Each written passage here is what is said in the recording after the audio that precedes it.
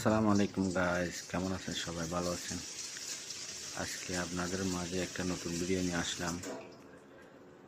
ভিডিওটা হচ্ছে আমরা যে সাগরে যাই মাছ ধরার জন্য।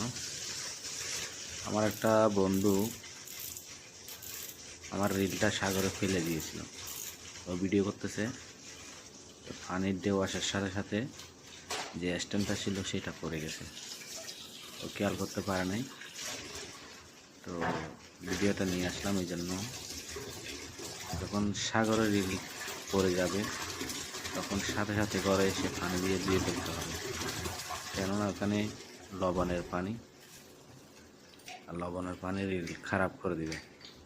আর আমার রিলেটার ভিতরে অনেক বালি ঢুকে গেছিল, অনেক মাটি, তাই ধুয়ে ফেললাম এটা।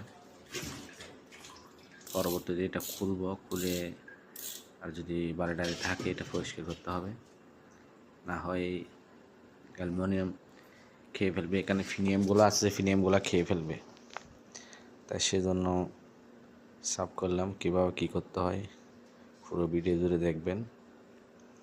যদি ভালো লাগে ভিডিওটা লাইক, শেয়ার, কমেন্ট করবেন, সাবস্ক্রাইব করবেন।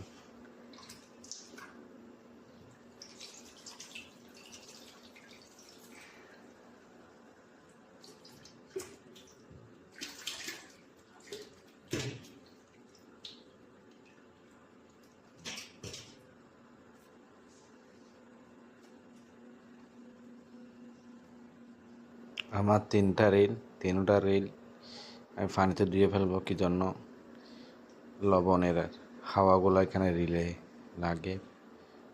একটু একটু কুয়াশা ছিল রাত্রে, তো সেজন্য এগুলো ধুয়ে ফেলতেছি, যেন লবণে যেন কিছু করতে না পারে, তাই সেজন্য ধুয়ে ফেলতেছি। দেখতে থাকেন কি পরিমাণ বালি গেছে, দেখবেন, দেখাবো।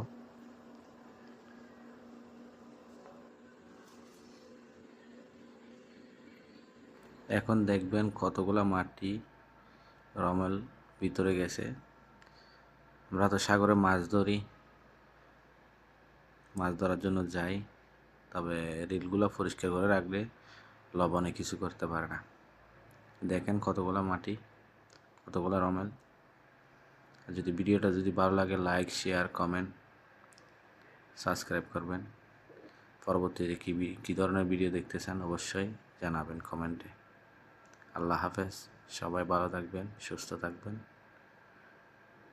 দোয়া করবেন আমাদের জন্য, আরও যেন ভালো ভালো আপনাদের জন্য ভিডিও